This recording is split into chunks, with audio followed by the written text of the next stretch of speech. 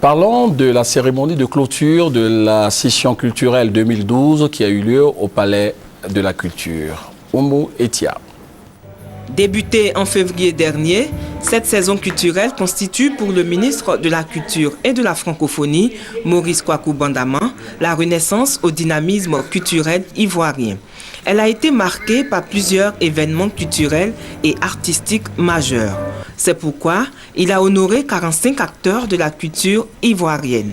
Ils ont contribué à réaliser en 2012 un véritable bouleversement culturel national. 6 personnalités ont été faites commandeurs de l'Ordre du mérite culturel de Côte d'Ivoire. C'est vraiment beaucoup de plaisir et une grande fierté de savoir que le ministre de la Culture nous reconnaît dans ce que nous avons humblement fait et que la Côte d'Ivoire également nous reconnaît. Nous en sommes fiers, nous en sommes heureux. Nous avons contribué modestement donc à faire de cette année du livre, je pense, une année réussie. Avoir cette médaille, c'est-à-dire c'est la reconnaissance nationale pour le travail fait par un agent. L'ancien maire de Grand-Bassam, Jean-Michel Moulot, a été décoré à titre posthume. 19 personnalités, écrivains, historiens, membres du cabinet du ministre de la Culture, ont été faits officiers de l'Ordre du mérite culturel de Côte d'Ivoire. 9 personnes, dont 2 journalistes, notamment la journaliste présentatrice de la RTI, Marie-Laure Ungoran.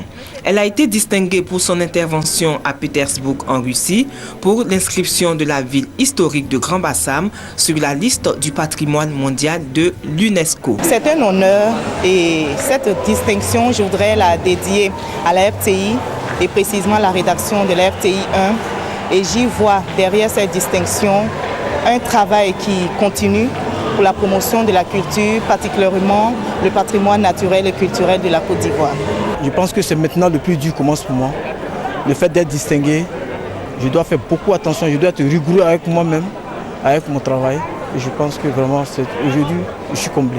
Pour le ministre de la Culture et de la Francophonie, Maurice Kwaku Bandama, ces honneurs célèbrent les acquis obtenus au cours de cette année culturelle. C'est donc bon qu'au premier titre des récipiendaires, nous inscrivions le roi Nantanoué ici présent et le roi de Moossu qui est absent, à qui nous remettrons la décoration à une prochaine cérémonie.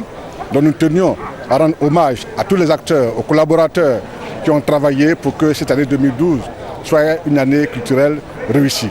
Espérons pour 2013 une année plus fructueuse pour les acteurs de la culture en Côte d'Ivoire.